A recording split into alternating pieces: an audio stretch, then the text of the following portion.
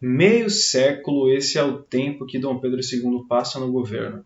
Desde 1840 até 1889, o Brasil foi governado pelo Dom Pedro II, nosso segundo imperador, e é um período bastante estável da história brasileira e que corresponde, então, à terceira fase do período imperial no Brasil. Nós já estudamos a primeira fase, que é o período do primeiro reinado, estudamos depois o período regencial e agora nós temos aí o período do segundo reinado com Dom Pedro II no governo. Tranquilo? Então, vamos entrar agora nesse assunto para a gente discutir um pouquinho algumas características importantes desse período. Beleza?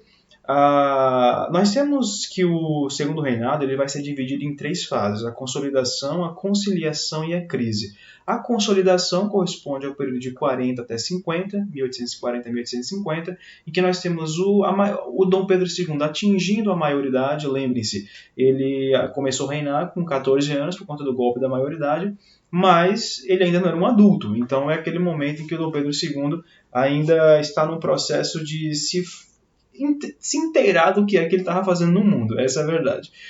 Nesse momento a gente tem resquícios das lutas entre os liberais e os conservadores, que agora se chamam assim. Eles eram os antigos regressistas e progressistas, que no período do segundo reinado vão se chamar liberais e conservadores. A gente vai falar disso um pouquinho mais para frente.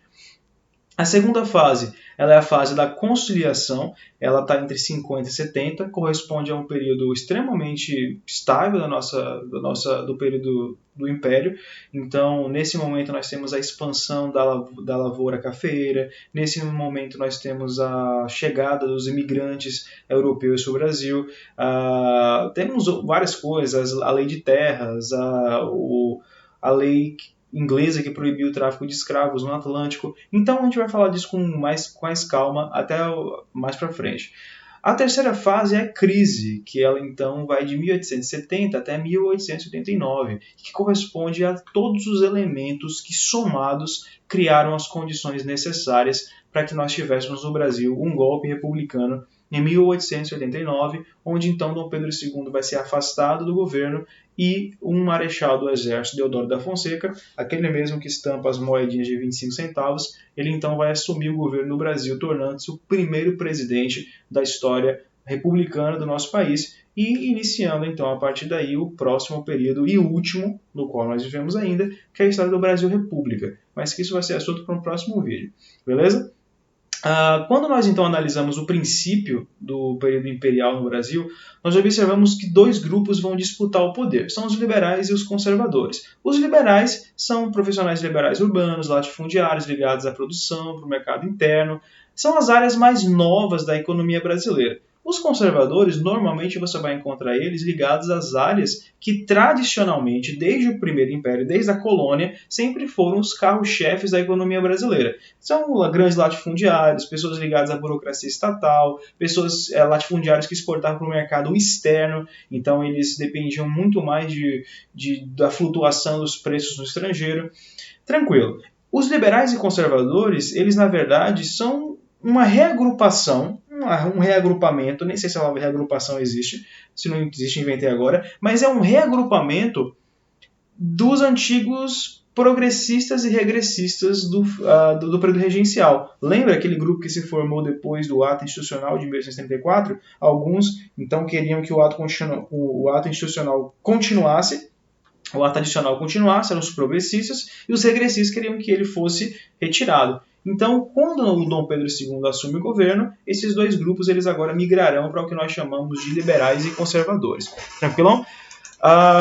Os primeiros anos, de 40 até 48, 1840 até 1840, quando eu falar 40 ou 50, vocês lembram que a gente está no século XIX.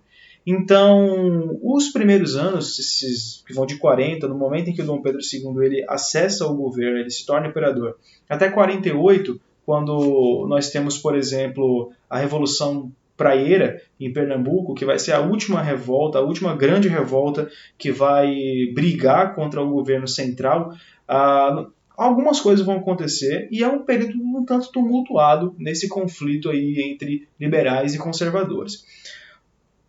Beleza. Logo quando Dom Pedro chega no poder, ele vai colocar como no ministério dele, lembra que o ministério é eleito pelo próprio Dom Pedro, ele é escolhido pelo Dom Pedro para assessorá-lo, ele vai colocar grupos liberais nesse ministério, foi o chamado Ministério dos Irmãos, que eram liberais, porque tinham dois grupos de irmãos ali que eram muito influentes, os irmãos Andrada e os irmãos Cavalcanti. Algum tempo depois, alguns anos depois, vão ser feitas eleições para o parlamento brasileiro. E são eleições que são vencidas pelos liberais.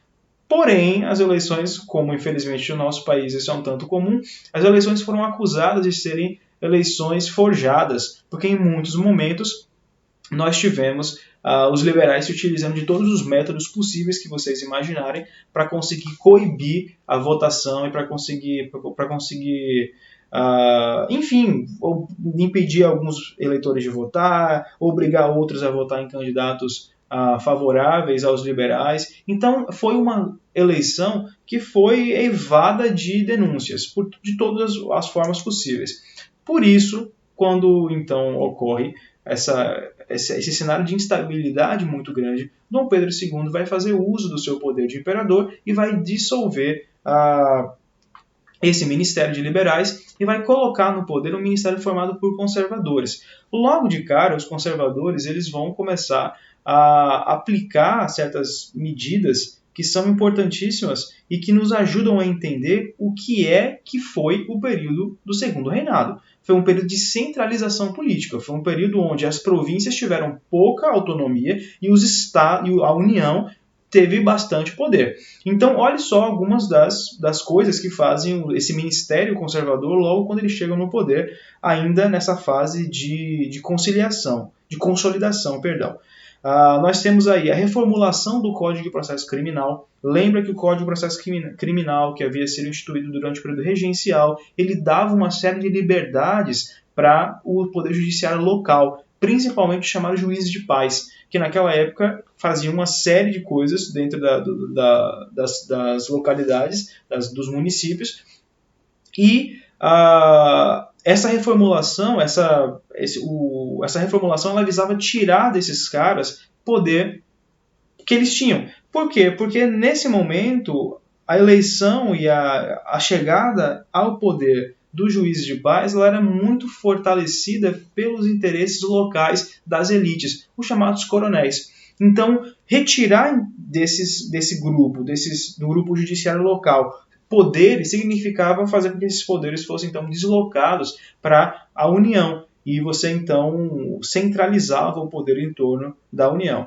Tranquilo? Nós temos também a reorganização da Guarda Nacional, que está errado aí, ficou bacional, mas é nacional. A Guarda Nacional, então, vocês se lembram, ela tinha cargos que podiam ser comprados em vários momentos. E essa modificação feita pelos conservadores no poder, ela vai fazer com que a Guarda Nacional agora tivesse que os cargos fossem elitivos, ou seja, eles fossem indicados e não mais que esses cargos surgissem pela própria força das elites locais. Mais uma vez, você percebe então que é um processo centralizador em torno da milícia da Guarda Nacional que vocês viram que foi fundada durante o governo período regencial pelo ministro Feijó, e ela tinha como objetivos justamente criar uma espécie de um poder local que pudesse proteger o país, e ao mesmo tempo que fortalecesse as localidades. Então, após isso, nós temos também um ato que eles fazem, que é a restauração do Conselho de Estado, que havia sido temporariamente excluído com o ato adicional de 1834, e o Conselho de Estado era aquele grupo de pessoas que assessorava diretamente o Dom Pedro II, no caso o imperador, que naquele momento estava criança, né, por isso que foi o período regencial, e havia sido então temporariamente suspenso isso. De acordo com essa nova modificação feita pelos conservadores, nós teríamos então o retorno do Conselho de Estado.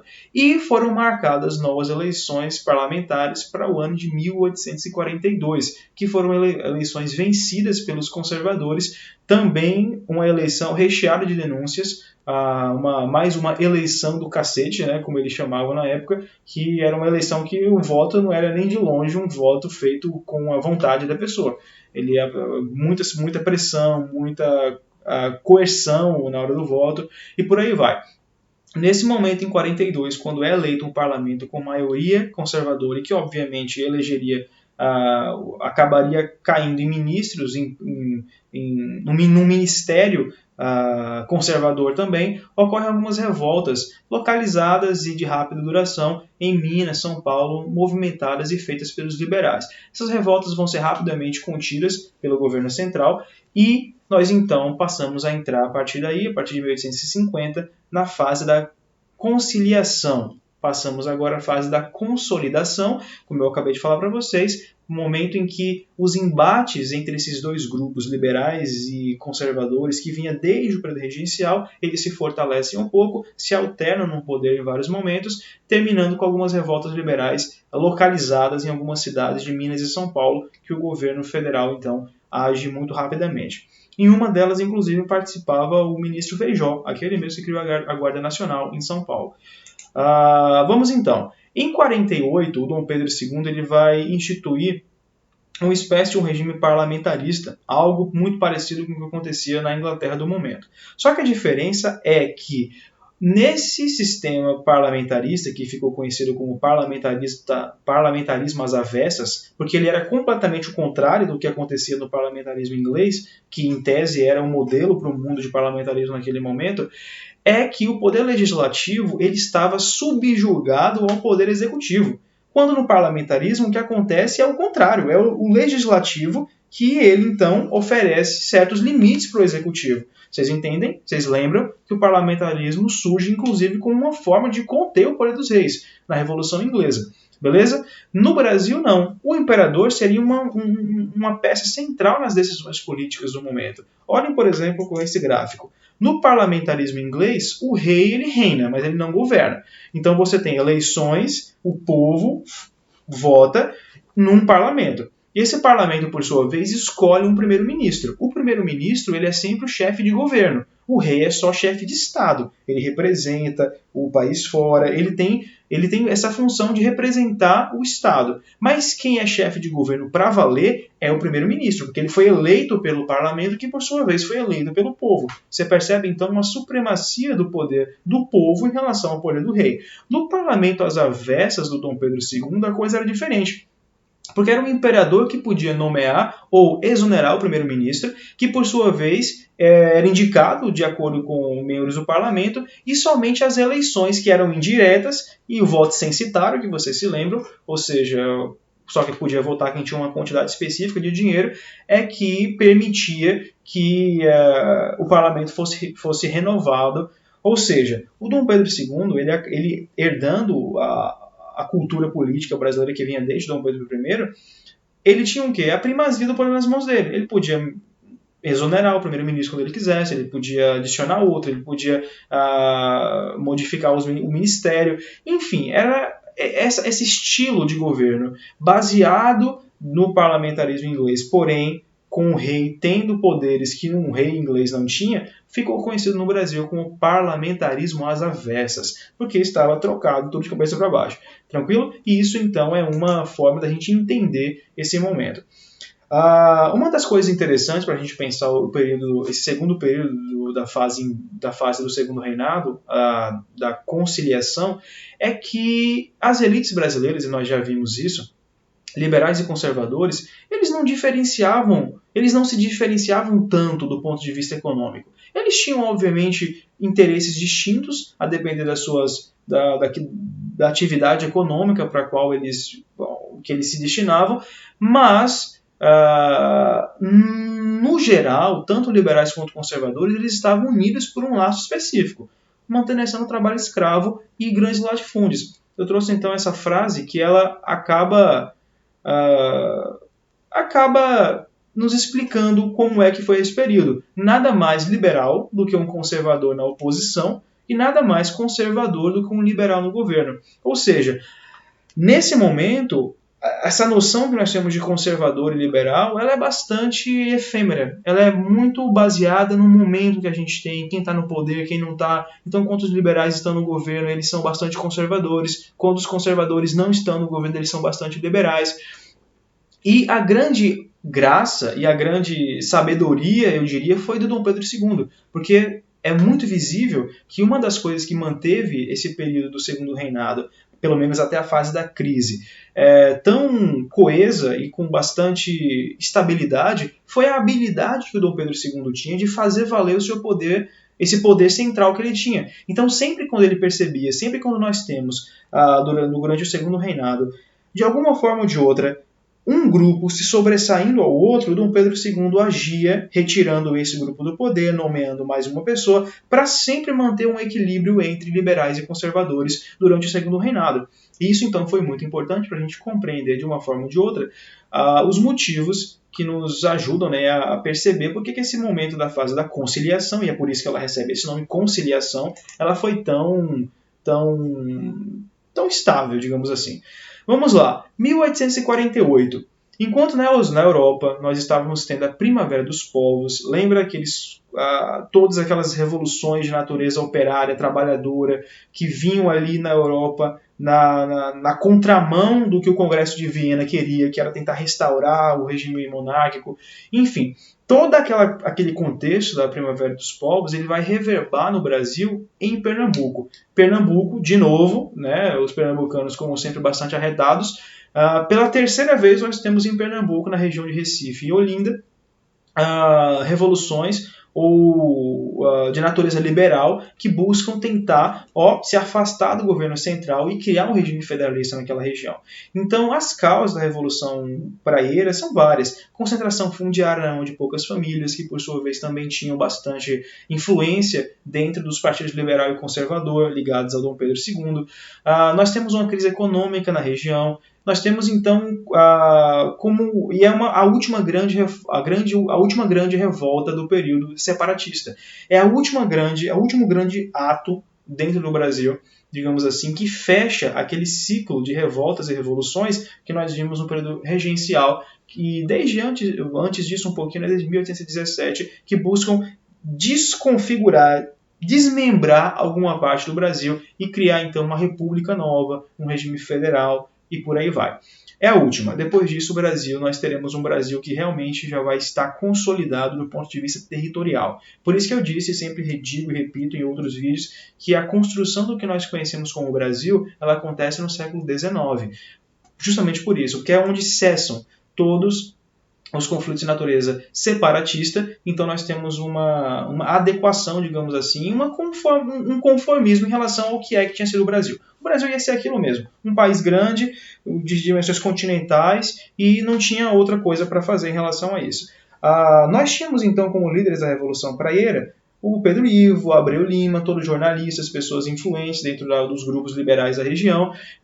E o nome Revolução Praieira é porque o jornal que incitava a Revolução e que havia publicado o famoso Manifesto do Mundo, ele se localizava na Rua da Praia. E essa Rua da Praia, ela doou o nome dela, né, para a Revolução Praieira.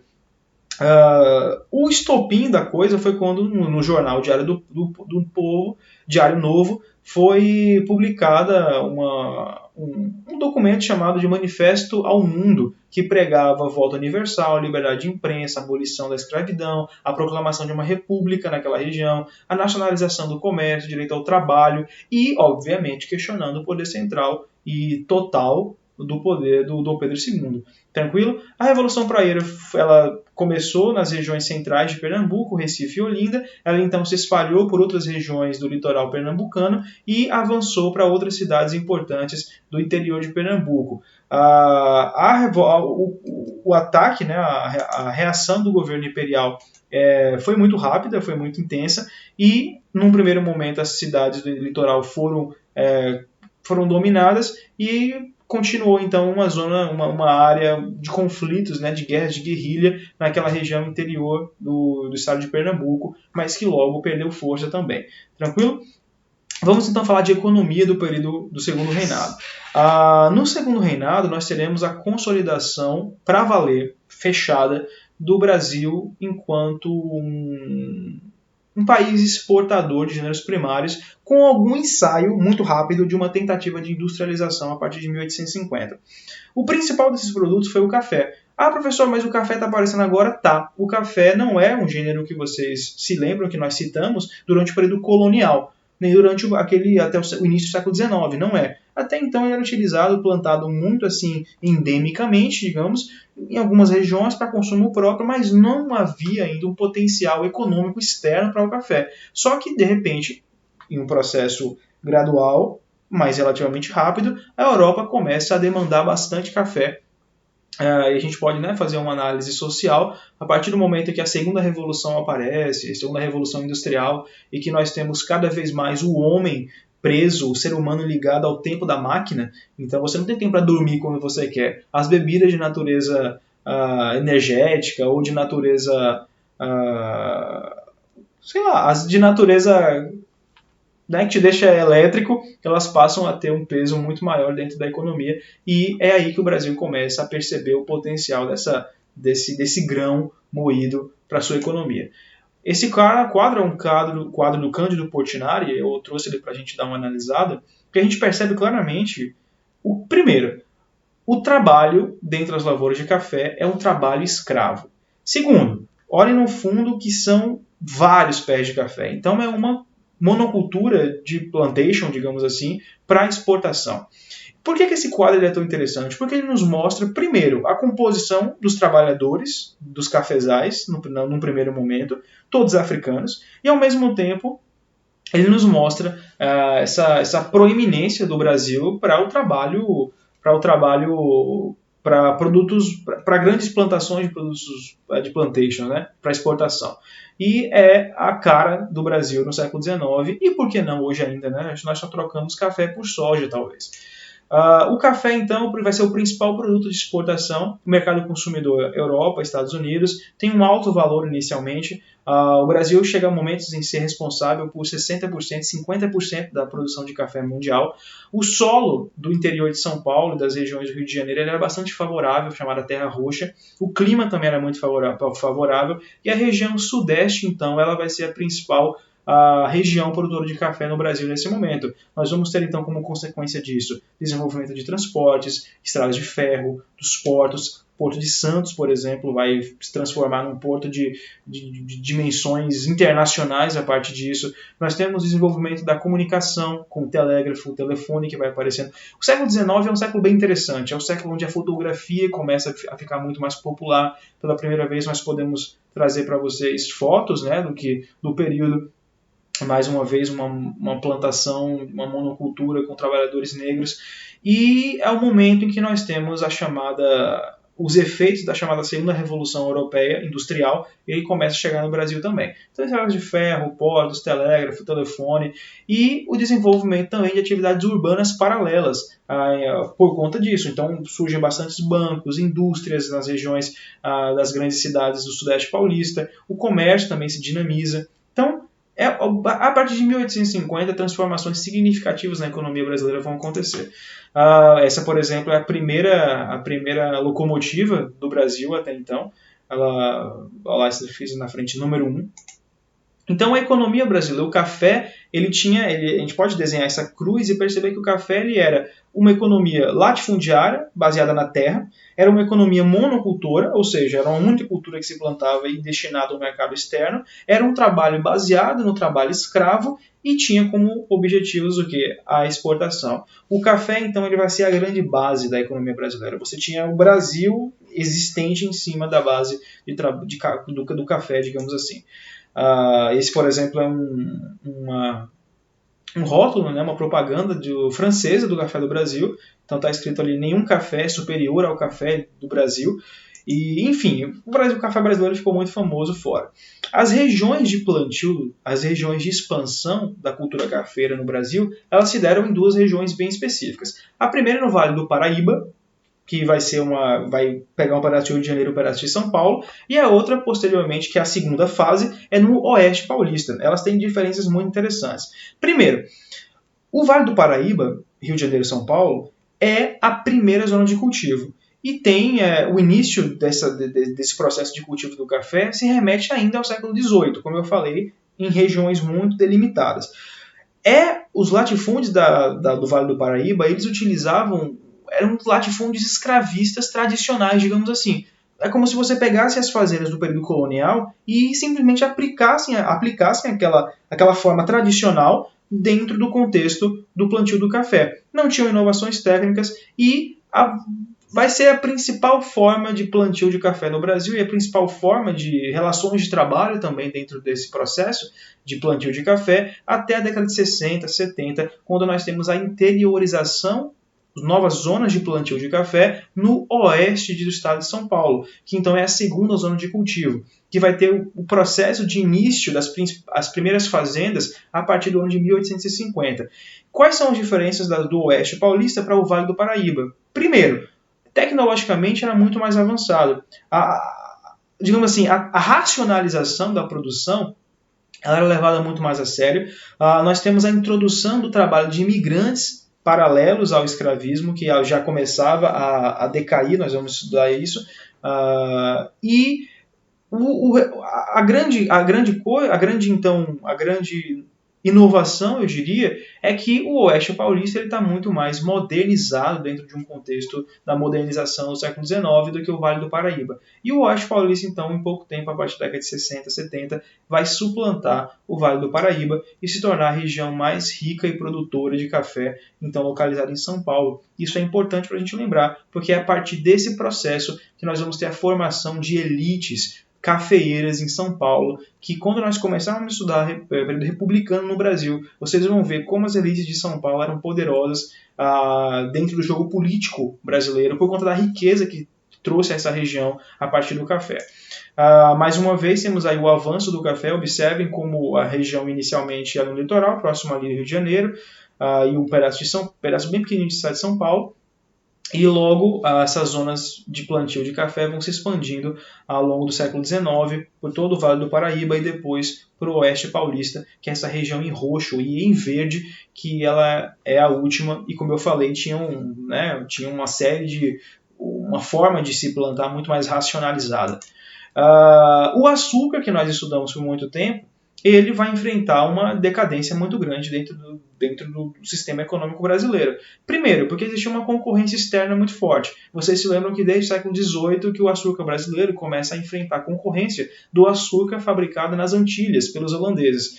Ao mesmo tempo, posteriormente a isso, surge o açúcar extraído da beterraba na Europa e isso, obviamente, aumentou a quantidade aumenta-se a oferta do produto, o preço tende a cair. Mas o açúcar continuou sendo uma forma a segunda grande força econômica no Brasil, mesmo durante o período imperial. Nós temos também outros produtos, por exemplo, o algodão no Maranhão, que vai ser muito importante, principalmente entre 1861 e 1865, porque vocês se lembram que entre esses anos, nós temos a Guerra de Secessão nos Estados Unidos, que era o grande produtor de algodão e o fornecedor de algodão para a Europa. Então, uma vez que nós temos um conflito entre o norte industrial e o sul plantador, uma economia monocultura de plantation, você então tem digamos assim, se impede o processo de venda desse produto para a Europa. Então, busca-se outros locais. E o Maranhão já plantava algodão desde o período colonial, só que em quantidades pequenas, muito para abastecer o mercado interno. E então, no Maranhão, agora a gente tem um algodão muito forte entre esses anos, correspondendo inclusive a 18% da economia brasileira do período. A borracha no Amazonas e no Pará foi muitíssimo importante a partir de 1880, por conta da chamada Segunda Revolução Industrial, na Europa, onde nós temos a criação dos primeiros automóveis. Então a borracha vai ser muito utilizada para o fabrico de pneus, só que a borracha, digamos assim, foi uma riqueza muito rápida.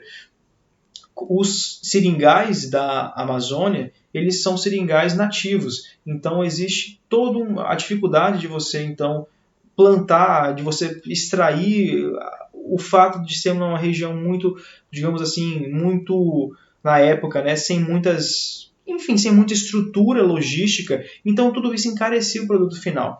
E quando a Europa começou a perceber que era muito mais interessante criar seringais na Ásia, plantados, né, de maneira artificial. Então a borracha brasileira vai perder muito espaço e nós teremos então a decadência econômica da região norte do Brasil depois desse boom da borracha durante esse período. Se você vai em Manaus, por exemplo, capital do Amazonas, em Belém, você vai ver em vários momentos na arquitetura da cidade, essa força, né, da borracha na construção de obras públicas, o teatro, né, do Amazonas, de Manaus, muito bonito, muito suntuoso. Então é bastante interessante isso. Tínhamos também um comércio de couros e peles, correspondia também a uma porcentagem interessante da economia brasileira. Fumo também, que era plantado principalmente no Nordeste brasileiro. E se você olhar então a exportação de café, você vai perceber aí nesses gráficos como o café vai se transformar, né, no grande carro-chefe da economia brasileira durante o segundo reinado. No primeiro gráfico, ali em cima, vocês estão vendo os principais produtos exportados pelo Brasil. Percebam como a partir de 1850 o café realmente vai só ladeira acima, enquanto o açúcar só ladeira abaixo, né, a cana-de-açúcar. E nós temos também ali depois o algodão no pico de 60 durante a Guerra de Secessão, atingindo ali uma quantidade importante. E os produtos secundários, como nós falamos, borracha, fumo, erva mate e cacau. Muito interessante o cacau, que para quem mora na Bahia, né, na zona sul, o sul da Bahia vai ser muitíssimo importante no processo de cacau, de fabricação, de extração de cacau para o fabrico de chocolate. Então é uma região que vai se desenvolver muito a partir disso, muito demais da conta, e onde nós temos, por exemplo, a ambientação das famosas histórias de Jorge Amado, das grandes histórias que tornaram o escritor baiano muito famoso, né? Radicado na Bahia, no caso. Então, enfim, esse é o grande quadro da economia brasileira do período. Desde os produtos primários, cana-de-açúcar, algodão, café, até os secundários, o cacau, borracha e por aí vai. Vamos lá, então. Mas vem cá, o Brasil só ficou para sempre e eternamente enquanto plantador, digamos assim, gerador de gêneros primários? Não. O Brasil também ensaiou em alguns momentos do século XIX, meio que, né, como uma espécie de uma influenciado muito pelo que acontecia na Europa, a chamada Segunda Revolução Industrial, ensaiou um processo de industrialização muito importante que não pode ser desassociado da figura de uma pessoa do Império Brasileiro, que nós chamamos de Irineu Evangelista de Souza, ou conhecido, o famoso Barão e Visconde de Mauá. Era um cara riquíssimo, era um cara que tinha muito dinheiro, muita grana, e ele tinha uma visão bastante avançada, uma visão bastante modernizadora da economia brasileira. Esse processo de industrialização que vai encontrar na figura desse investidor, desse grande capitalista brasileiro, o Barão de Mauá, ela vai ser favorecida por algumas coisas que acontecem a partir de 1850 que vão favorecer o desenvolvimento de uma indústria nacional. Por que isso? A primeira delas é a tarifa Alves Branco. Alves Branco era um político do momento.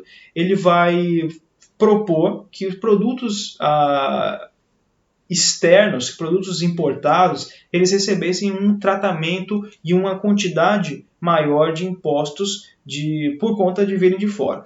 Então, assim, se você tivesse um produto no Brasil que tinha um similar nacional, ou seja, eu quero comprar uma camisa. E no Brasil se fabricam camisas, tem produção interna. Então a camisa que vem de fora, que vem das tecelagens inglesas, por exemplo, elas vão receber um imposto de 60% ao entrar. Beleza? Ou seja, isso encarece bastante o produto. Se você não tivesse um similar nacional, por exemplo, eu quero importar um produto que não se fabrica no Brasil, que não existia na região, então nós só colocaremos como imposto 30%. Vocês perceberam? Tudo isso, então, encarece o produto que vem de fora.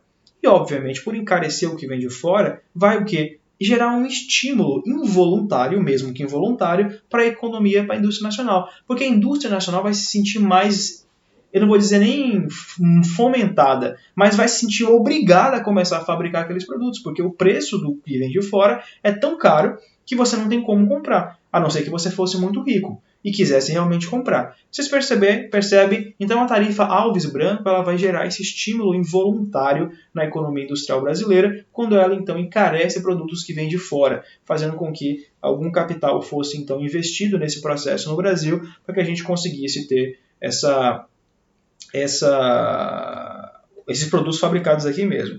Outra coisa muito importante é que o fim do tráfico negreiro em 1850 ele vai ser muito importante. A gente vai falar um pouquinho mais sobre o processo, né, o fim da escravidão no Brasil, mas em 1860 nós temos a famosa Lei Eusébio de Queiroz, em que nós temos a proibição do tráfico escravo para o Brasil. Ou seja, a partir daquela data, você não podia mais trazer para o Brasil escravos de África de maneira legal. Ou seja, ocorre então que essa grana que antes ela era utilizada para comprar escravos e obviamente para continuar perpetuando o sistema escravista brasileiro, e lembre-se, escravos eram caros, não eram baratos. Esse capital ele agora pode ser redirecionado e reinvestido. É um capital, é um dinheiro que fica agora disponível para ser reinvestido em outras áreas dentro do próprio país. Então isso é importante, é algo bastante interessante.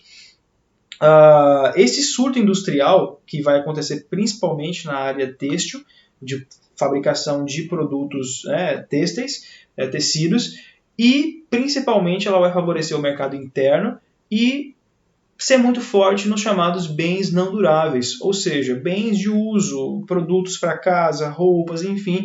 Esse surto industrial, infelizmente, ele não alterou muito a estrutura econômica nacional. Por que não alterou essa estrutura que nós acabamos de falar para o mercado externo, de produção de gêneros primários? Porque as elites brasileiras do período eram muito poderosas. Coloquem isso na mente de vocês. As elites latifundiárias brasileiras, aquelas elites que vinham desde o período do primeiro reinado, que eram herdeiras de todos os grandes latifundiários do período colonial, ela era muito poderosa e ela lucrava demais com os recursos investidos e vendidos para fora. Borracha, cacau. Mas não prejudica a economia brasileira só vender produtos primários. Para eles estavam cagando e andando para isso, entendeu? Eles estavam lucrando com aquilo, então eles conseguiam ganhar dinheiro. E você então tinha no Brasil uma elite realmente latifundiária da terra que sobrevivia muito bem, obrigado, com essa dinâmica econômica brasileira. Os motivos então do fracasso, perceba, nós tínhamos então como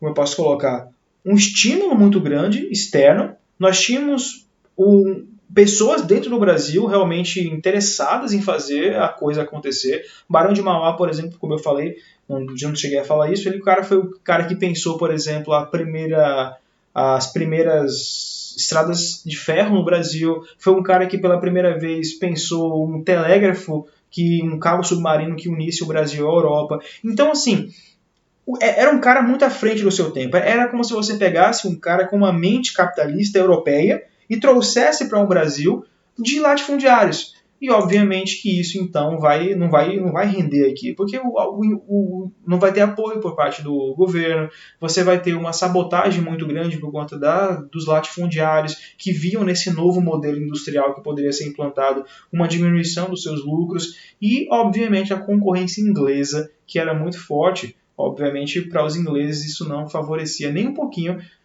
ter um país que se industrializasse, quando eles próprios já tinham se acostumado, os ingleses, a serem os grandes fornecedores de mercadorias manufaturadas para o Brasil, isso desde o finalzinho do período colonial, vocês se lembram disso.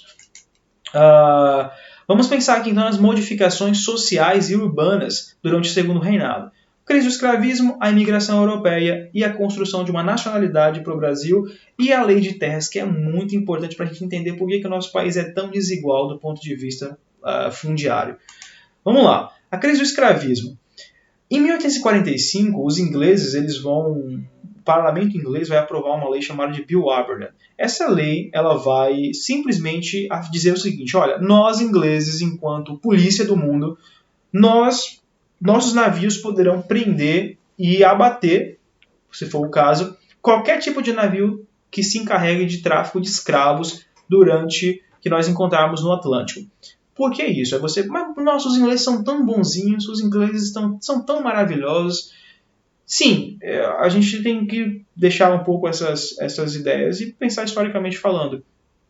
Ao mesmo tempo em que nós tínhamos, sim, a introdução do pensamento europeu daquele momento, e da Inglaterra principalmente, de ideais iluministas que favoreciam bastante o pensamento de que a escravidão era um grande mal na história da humanidade, nós também tínhamos os interesses econômicos. Porque imagine que um país como o Brasil e outros países escravistas, que o Brasil, por exemplo, tinha 50% da população escrava, isso era um mercado consumidor em potencial muito interessante. E não era consumidor. Por quê? Porque eram escravos. Um escravo não é consumidor. Um escravo não consome. Um escravo não gera riquezas. O escravo ele é um empecilho para o desenvolvimento do capitalismo manufatureiro, e já nesse momento nem é mais manufatureiro, é um capitalismo já industrial da Inglaterra nesse momento. Então, essa lei inglesa, que ela proíbe o tráfico de escravos no Atlântico, em 1845, ela é bastante interessante para a gente entender que é o primeiro passo para a abolição da escravidão no Brasil.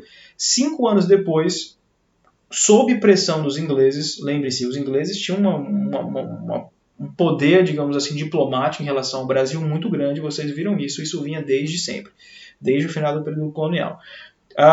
Em 1850 nós temos a Lei Eusébio de Queiroz, que é uma lei que ela vai vir nesse bojo aí, e ela vai cancelar, ela vai proibir o tráfico de escravos. Então, depois de, sei lá, pensem comigo, 1530, 1540 até 1850, tu vai ter aí 300 anos, 200 anos e alguma coisa aí de tráfico de escravos, né, ininterruptos da África para o Brasil, onde 4 milhões de africanos foram trazidos só para o Brasil.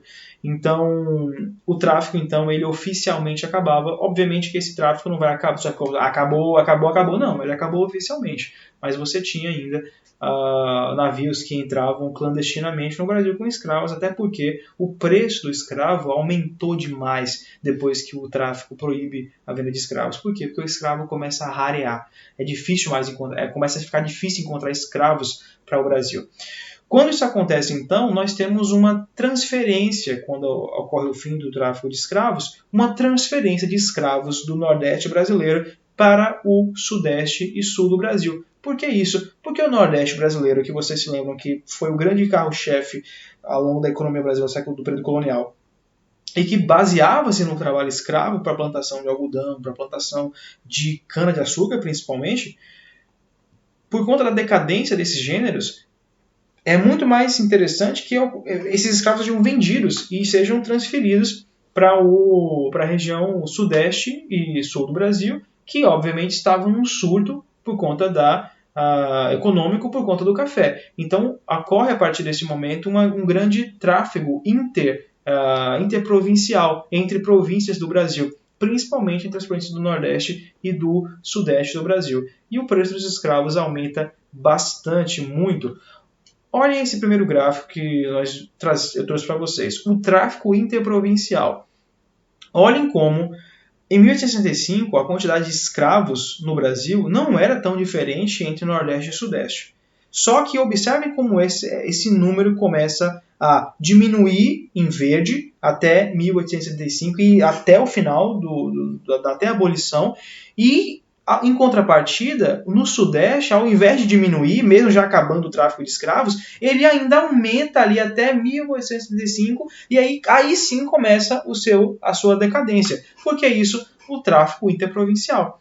No Nordeste brasileiro, e alguns estados inclusive aboliram a escravidão antes da Lei Áurea, já não tinha mais escravos quando a Lei Áurea chegou lá, por conta disso. Não é porque é maravilhoso, não, porque existiu um tráfico de escravos muito grande entre o Nordeste e o Sudeste após a Lei Eusébio de Queiroz, que proíbe o tráfico de escravos. Tranquilo?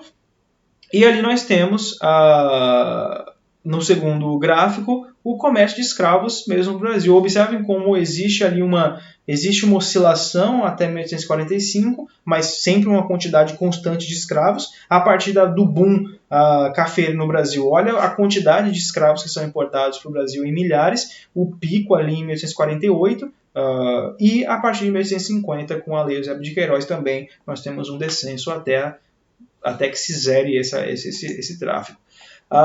E nós temos também, não podemos negar jamais, e isso é muito importante que fique dito, o movimento abolicionista, que ele vai ser muito influenciado por liberais, intelectuais, camadas urbanas, médias, e pessoas, escravos, ex-escravos no caso, vai ser muito importante isso. E a escravidão, desde 1850, ela ainda continuou sendo prolongada muito lentamente. É mais ou menos assim, é como se nós soubéssemos que a escravidão ia acabar. Todo mundo sabia que ela ia acabar um dia. Mas as elites latifundiárias brasileiras, que obviamente eram as detentoras do poder, elas tinham uma ligação muito forte com o escravismo, não tinha como negar. Então, sempre ocorreu um prolongamento muito grande disso. Por exemplo, até a lei do ventre livre, são chamadas leis inócuas, que não tinham nenhuma validade, né? Leis para a gente dar risada. Por exemplo, lei do ventre livre, 1871. O escravo que nascesse já nascia livre. Sim, mas esse escravo, esse bebê ia ficar com quem? Não era com a mãe que era escrava? Não era o senhor que tinha que tutelar o escravo, isso dizia a lei também, até os 21 anos de idade? E esse menino ia fazer o quê do 1 ano até os 21? Ia trabalhar na fazenda do cara, entendeu? Então era muito... Por isso leis inócuas, porque elas não tinham nenhum tipo de validade realmente para acabar com a escravidão. Por exemplo, a lei dos sexagenários, em 1885, 3 anos antes, né, da abolição total da escravidão no Brasil, outra lei pra gente dar risada. Como assim? Um escravo com mais de 60 anos. Primeiro que o trabalho na lavoura era muito duro, era muito complicado. Como é que você ia sobreviver até os 60? Se você sobrevivesse, te libertar com 60 anos era simplesmente te livrar o latifundiário de ter que cuidar de você. Porque agora que o escravo ficou velho, não consegue mais render o que tinha que render, os poucos que chegavam nessa idade, o que você faz agora? Você exime o patrão de ter que cuidar do cara, de ter que mantê-lo vivo. Você simplesmente dá liberdade, sem oferecer um dinheiro para a pessoa como pagamento pelos anos que trabalhou de graça, sem oferecer um local para ela morar, uma terra, nada. Tudo isso, então, para vocês perceberem como o escravismo no Brasil é muito importante. Eu acho que eu já disse isso e digo de novo. Não há como entender o Brasil e a formação do nosso país se nós tirarmos da equação social brasileira, cujo resultado é o Brasil que nós conhecemos, se você retirar disso o trabalho escravo. Impossível. Então, foi muito importante nisso. Observem, por exemplo, o preço médio dos escravos entre 15 e 29 anos. Observem como a partir de 43 esse preço aumenta. 550 contos de réis, 649, 1 conto de réu, papapá, até que no auge, no final do final do escravismo no Brasil, um escravo chegava a custar 2 contos de réu, que era uma fortuna, uma pequena fortuna. O movimento abolicionista também fez a sua parte, obviamente. Nós temos a radicalização do movimento dos caifases, que nós chamamos, que eram pessoas tanto brancos quanto principalmente negros alforriados, que eles organizavam fugas de escravos, tinham fundos para comprar a abolição de alguns escravos, pagar a alforria deles. Enfim, foi realmente um movimento muito interessante na sociedade brasileira, liberal principalmente, de alguns setores, pelo fim do abolicionismo. Então somam-se fatores econômicos, ocasionados desde o fim do tráfico escravo fomentado pela Inglaterra, com fatores internos da própria sociedade percebendo que aquilo já tinha chegado no seu limite, e nós temos então a Lei Áurea, assinada no ano de 1888 pela princesa Isabel, enquanto Dom Pedro II estava em viagem.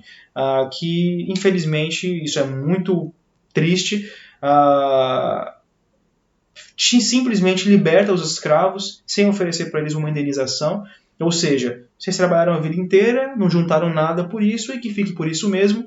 Os negros, então, são marginalizados porque a abolição veio, mas não a igualdade racial. Ou vocês acham que toda uma estrutura nacional, toda uma estrutura social de 300 anos, essa estrutura ela simplesmente ia acabar de uma hora para outra assim, não, agora somos todos amigos, somos todos iguais. Né? A gente não vai ser idiota a ponto de pensar isso. Então vejam as charges, por exemplo, 2 charges, né, interessantes. De um lado, do lado direito, os escravos ali aos pés da princesa Isabel, agradecendo pelo que ela tinha feito, e do outro lado, a elite branca comemorando a escravidão e, obviamente, que todos os serviçais e as pessoas inferiores, digamos assim, são negras. E isso, obviamente, vocês imaginam que está intimamente ligado com essa Enfim, com a perversidade que foi a escravidão brasileira ao longo de 300 anos.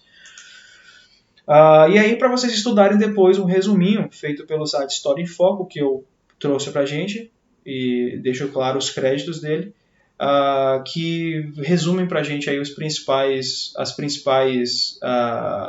o processo, né, de abolição de escravidão no Brasil.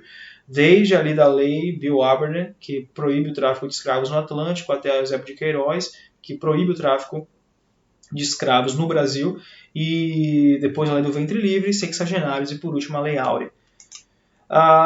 Outra coisa importante, para entender o Brasil, e por que é que nós temos tantos problemas no Brasil em relação a terras, a distribuição de terras. Vou dar um exemplo.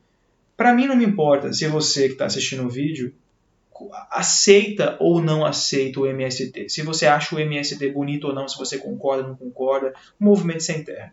Também não quero saber, não me interessa, e nem o que eu penso acho que interessa a você. O ponto é, nós não teríamos um MST no Brasil se nós tivéssemos um país onde a divisão de terras fosse igualitária. E entender isso, entender de onde é que surge essa desigualdade na distribuição de terra no Brasil, para isso é necessário voltar para o ano de 1850 e entendermos uma chamada Lei de Terras, que foi do período imperial, que ela foi então colocada em prática. Vamos lá. O que nós chamamos de terras, vamos imaginar o seguinte. Hoje no Brasil é difícil você encontrar uma terra sem dono. É difícil. Em algumas regiões do extremo norte brasileiro talvez você encontre. Mas em outras regiões é muito difícil. Não existe mais isso. Essa região ninguém é dono daqui. Não, alguém é dono dali. No período imperial, então, você imagina que por conta do Brasil ainda está em processo de... Imagina, um país que tinha 15 milhões de habitantes, 20 milhões, existiam muitas terras sem dono, que eram chamadas terras devolutas, que elas pertenciam ao Estado. Até então, você poderia, por exemplo, se fazer dono de uma terra devoluta, uma terra que não tinha dono, se você simplesmente fosse até a região, e obviamente você era, quase sempre isso acontecia com brancos, você então construía, entrava, preparava a terra, criava uma fazenda, com o tempo aquela coisa ficava sua, entendeu? Você... quase sempre, depois de um tempo, você poderia, se você tivesse prestígio, você conseguiria que aquelas terras fossem oficializadas no seu nome, beleza? A partir então de 1850, as terras devolutas, as terras sem registros, elas seriam pertencentes só ao Estado. E você só poderia comprar essas terras mediante compra e registro. Percebam, no mesmo ano que você tem um princípio do processo de abolição da escravidão, com a Lei Eusébio de Queiroz, onde 38 anos depois, na Lei Áurea, você teria a abolição de uma cacetada de escravos. Nesse mesmo ano, você tem uma lei que proíbe que pessoas acessem terra sem dono, sem comprar a terra.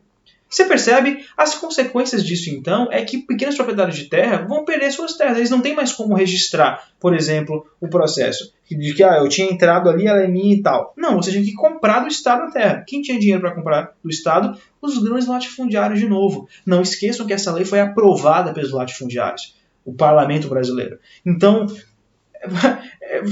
parece piada, né? Seria cômico se não fosse trágico do ponto de vista da distribuição de terras do nosso país.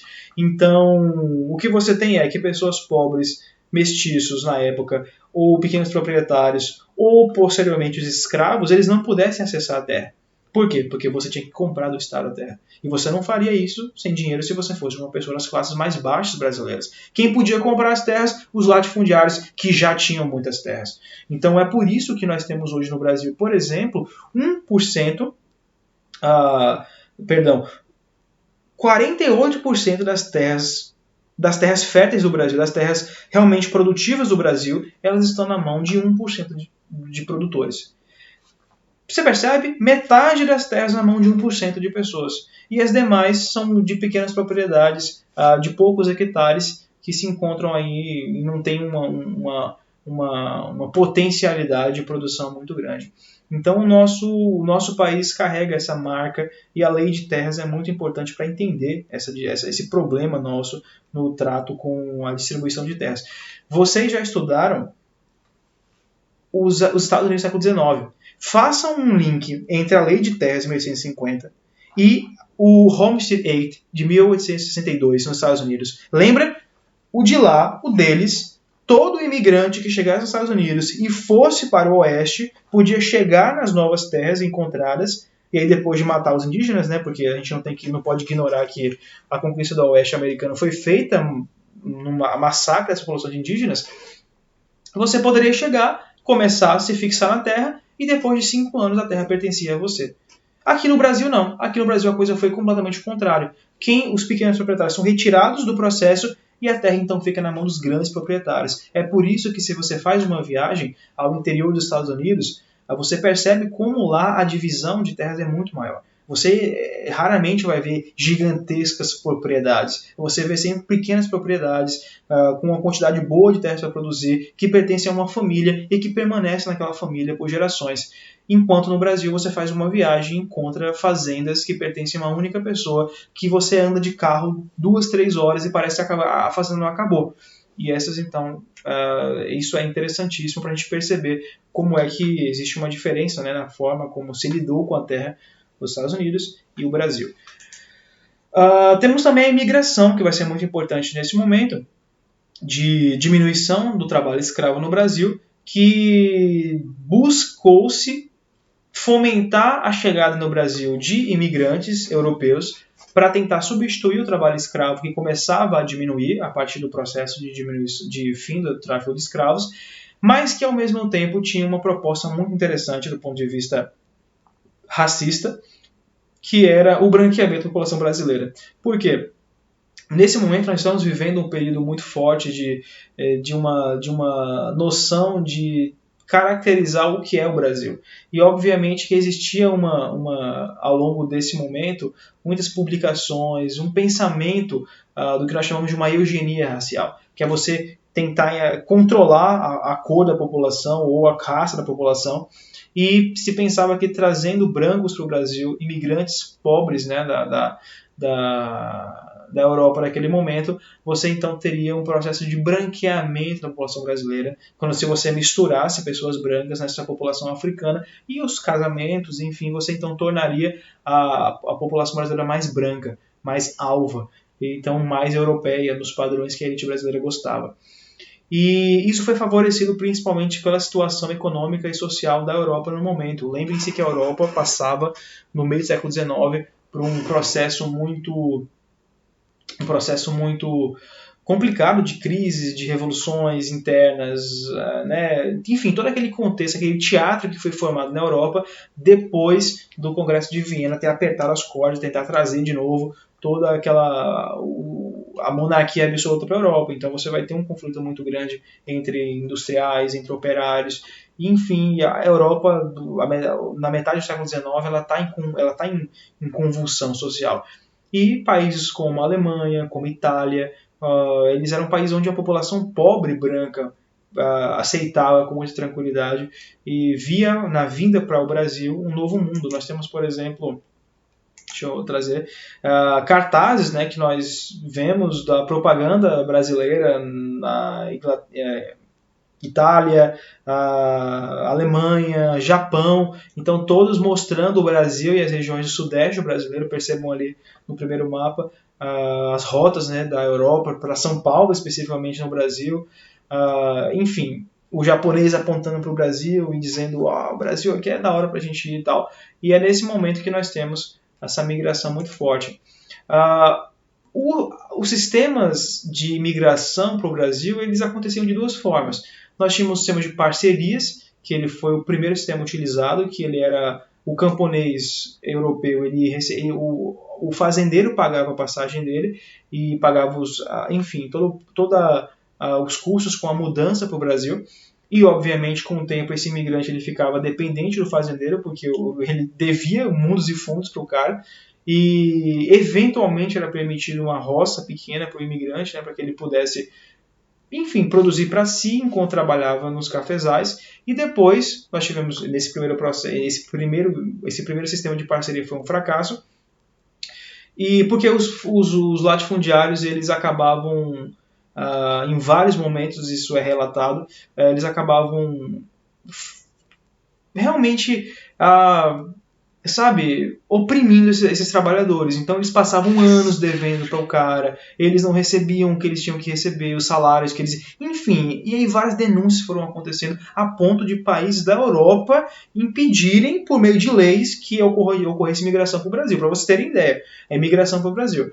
E o próximo sistema foi o sistema de colonato, que ele foi subvencionado pelo governo brasileiro. Ou seja, tirou-se os latifundiários como os caras que patrocinavam a vinda, e agora é o próprio Brasil, o próprio Estado brasileiro que se compromete a trazer essas pessoas. Então eles recebiam salários, por exemplo, os imigrantes, fixo, e é outro salário a depender da produtividade deles. O governo paulista pagava as passagens da vinda para cá e era garantido para a sobrevivência, para a subsistência desse imigrante, um pedaço de terra para que ele pudesse sobreviver. Isso é muito importante. Por que é que vocês percebam? Tanto africanos quanto imigrantes europeus trabalharam no Brasil nas roças de café, nas grandes lavouras de café. Mas, para os imigrantes, foi sempre garantido por conta do sistema de colonato que eles tivessem o quê? Acesso à terra, além de um salário constante. Vocês percebem, então, que se você hoje vai no interior de São Paulo, se você vai em regiões do Brasil que tiveram uma presença de imigrantes brancos desse momento muito forte, você percebe que a riqueza dessas regiões é muito maior, muito organização, né, o abismo que separa pobres e ricos é muito menor. Existe uma maior igualdade. Agora, em regiões onde você tem uma população escrava, que depois da liberdade foram morar, por exemplo, Rio de Janeiro, os morros cariocas, onde não dava para plantar café, não dava para fazer nada ali, era onde eles conseguiam morar. Você tem o quê? Uma população mais negra nos bairros mais pobres, você tem uma criminalidade muito maior, enfim, todas essas questões elas precisam ser colocadas no grande tabuleiro que é o jogar no Brasil do ponto de vista econômico, né? Então, isso é muito importante. O sistema o regime de imigração de colonato, ele permitiu, ele ofereceu para esses imigrantes, mesmo que eles estivessem vindo de países pobres e chegassem aqui em uma situação muito difícil mesmo. Não pensem nos imigrantes europeus vindo para o Brasil como pessoas, lindas e maravilhosas. Não, era ralé da Europa. Pessoas que realmente viviam em dificuldade muito grande lá e que viam no Brasil uma forma de crescer e de ganhar a vida. Então foi muito comum, por exemplo, os italianos nos Estados Unidos, aqui no Brasil, São Paulo, a própria Bahia recebeu uma quantidade muito grande. Para os meus alunos, né, que de Jequié teve um consulado da Itália, para vocês terem ideia. Ruas como, por exemplo, a Rua da Itália, a Rua Trecna, que é o nome da cidade, que muitos deles vieram, são grandes assim, exemplos dessa presença italiana aqui na cidade. Então, enfim, acho que é o suficiente sobre esse tema. Temos aqui, observem a foto, né? Então, agora, as antigas fotos que eu mostrei para vocês, você tinha o negro no cafezal, agora você tem os imigrantes europeus que trabalham, né, no sistema de colonato, como nós falamos. E nós temos também a construção do século XIX da nacionalidade brasileira. Enfim, o que é uma nação? Uma nação é um povo que se sente pertencente, enfim, que se sente unidos ao Estado por um laço realmente um laço cultural, um laço de pertença. E o Brasil até então não tinha isso. Você se lembra que o Brasil era cada região do Brasil tinha autonomia, tinha sua própria cultura, enfim, você era baiano, você era pernambucano, você era carioca, você não era necessariamente brasileiro. Mas esse processo de construção de uma nacionalidade brasileira, ele então vai ser feito ao longo do século XIX, e ele inclusive vai recrutar duas ciências humanas muito importantes, que é a geografia e a história, para começar a construir essa noção de nacionalidade. Então, uma elite de intelectuais ao longo do segundo reinado, ele começa uma busca por fomentar um sentimento de identidade nacional, ou seja, de pertença a essa nação que é o Brasil. Mas a grande dificuldade, a grande onda, digamos assim, é como fazer um povo tão diferente se sentir igual. Como é que você vai fazer um povo tão diverso, um país tão grande, e essa galera toda se sentir brasileira? Dá pra pensar nisso? Pensa, por exemplo, que se você sai, se você é, por exemplo, você é um gaúcho e você vai para o Nordeste brasileiro, meu velho, até a língua é difícil de entender às vezes.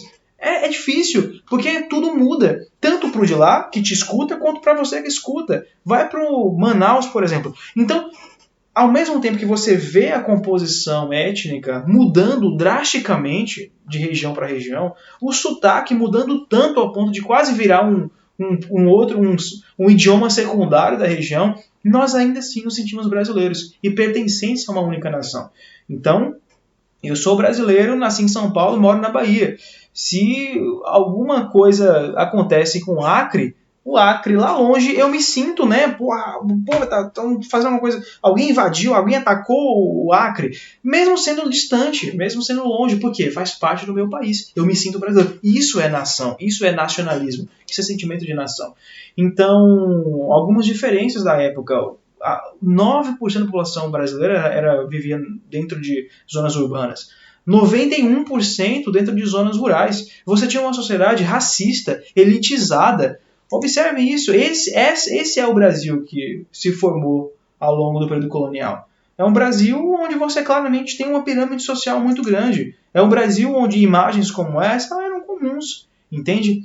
Então, é um país que nos jornais existiam coisas como essa daí. Escrava, vende-se uma mulata de 38 anos com um filho de 3 anos de cor clara e compra-se uma negrinha de 10 a 12 anos para tratar a rua da quitanda. Como é que você vai esquecer isso e vai fazer um país desse naipe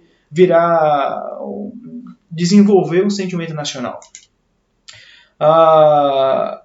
Então, essa construção da nacionalidade, após a chegada da família real ao Rio de Janeiro, a cidade tinha se modernizado bastante, porém de uma forma muito desigual. Então, quando a independência chegou no Brasil, depois disso, nós tínhamos adquirido uma independência formal, política, mas a nossa independência cultural não tinha sido adquirida ainda. É como se o Brasil tivesse politicamente se afastado de Portugal, mas do ponto de vista da cultura, o Brasil não tinha ainda construído uma cultura nacional própria para dizer, olha, nós somos brasileiros e eles são portugueses.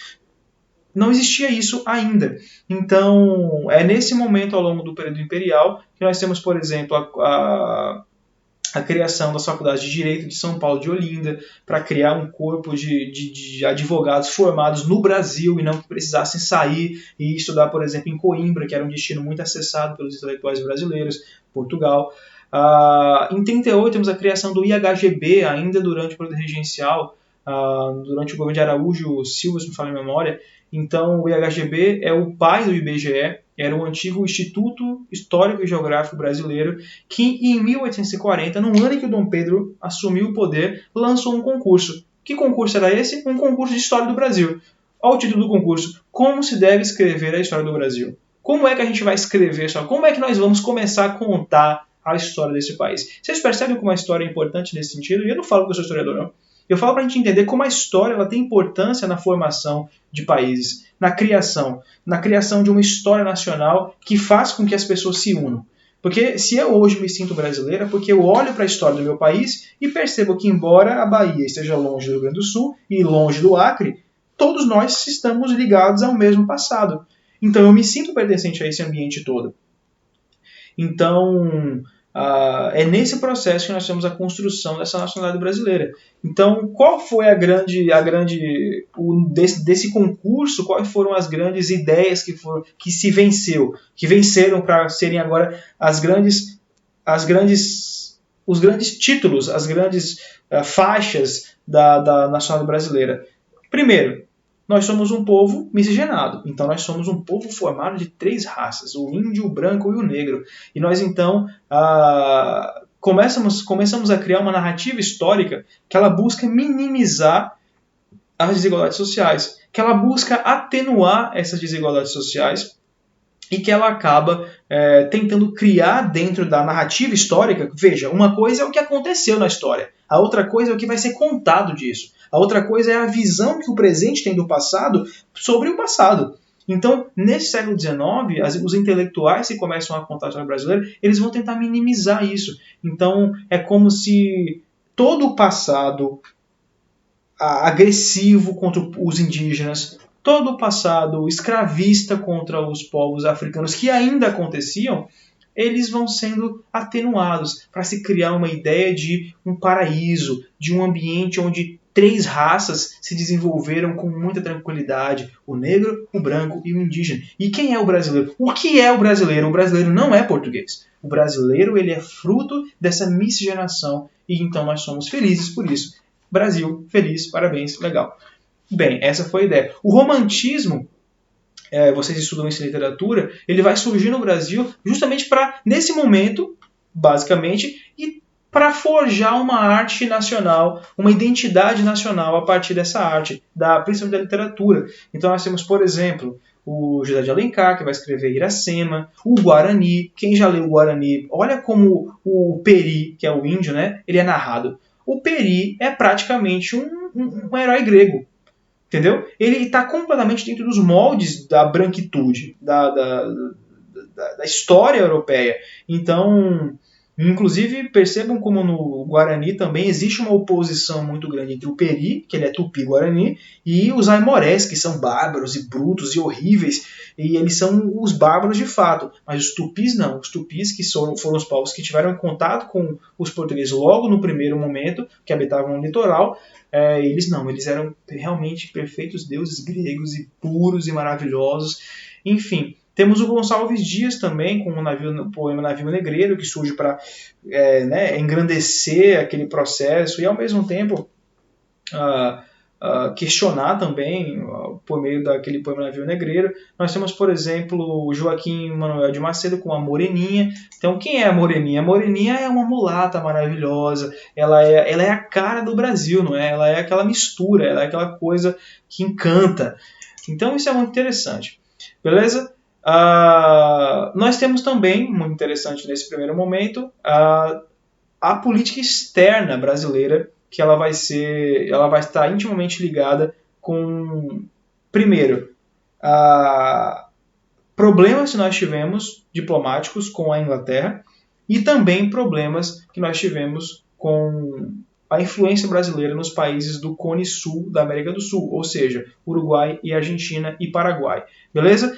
A mais famosa das questões que a gente vai ter com a Inglaterra é a chamada Questão Christie, que vai acontecer ali entre 1863 e 65, que vai ocasionar inclusive um rompimento de relações diplomáticas da Inglaterra com o Brasil, do Brasil com a Inglaterra, o Brasil que vai romper as relações diplomáticas. Aconteceu tudo de uma forma muito estranha. Nós tivemos um navio inglês que naufragou na costa do Rio de Janeiro, e o navio foi saqueado, para vocês para vocês verem que essa pegada, né, que esse hábito ridículo do brasileiro de ver alguma coisa capotada, seja navio ou seja carreta, ir lá e saquear como se fosse, né, como se não tivesse dono, não vem de agora. Então esse navio ele naufragou no litoral do Brasil e a carga foi saqueada. E a Inglaterra então exigiu a indenização por parte do governo brasileiro no ano de 1861.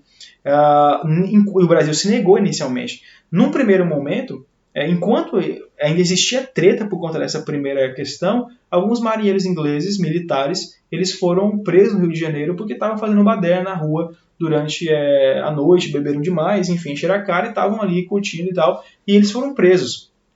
E, bem, o governo inglês, então, obrigou o Brasil a pedir desculpas, né, se desculpar formalmente por aquilo, como se fosse uma coisa completamente absurda prender cachaceiro que está fazendo baderna na rua de noite, beleza? E aí Dom Pedro II, ele, diante desse contexto problemático, inclusive em alguns momentos o Brasil quase há uma declaração de uma guerra entre Inglaterra e Brasil, mas Dom Pedro II, que era um cara bastante inteligente, Dom Pedro II era um cara bastante esclarecido, era um cara muito diplomático, enfim, era um cara bastante desenvolvido. Ele então vai pedir uma mediação do rei da Bélgica, Leopoldo I, e vai falar, olha, vamos fazer o seguinte, vamos chamar o Leopoldo, que a Bélgica, né, é uma monarquia que tem respeito, a gente pede para ele arbitrar o caso. O que ele decidir, acontece. A Inglaterra e o Leopoldo I, depois de analisar o caso, isso é comum, que países que têm problemas escolham outro país neutro para decidir a situação, o Leopoldo I deu ganho de causa para o Brasil. Disse que o Brasil estava certo e que a Inglaterra tinha que pedir desculpas e tal. E a Inglaterra recusa-se a se desculpar e o Brasil, então, Dom Pedro II, representando o Brasil, vai romper relações diplomáticas com a Inglaterra no ano de 1863. E nós ficaremos assim até 1865, quando a Inglaterra então vai formalmente se desculpar e vai, então, o comércio, enfim, o Brasil vai restabelecer suas ligações com a Inglaterra com tranquilidade. Beleza? Nós encerramos aqui então a primeira parte do vídeo sobre o Brasil Império.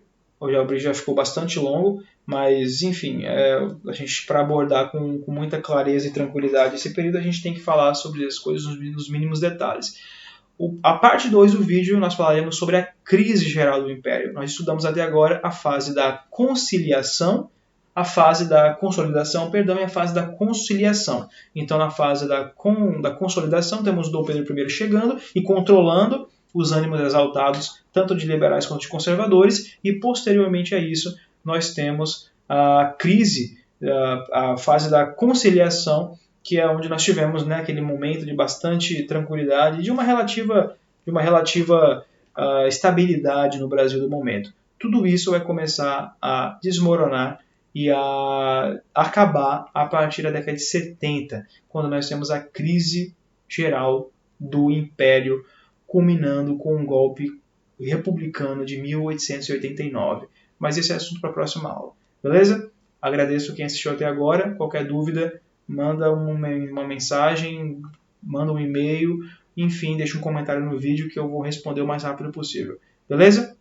Valeu!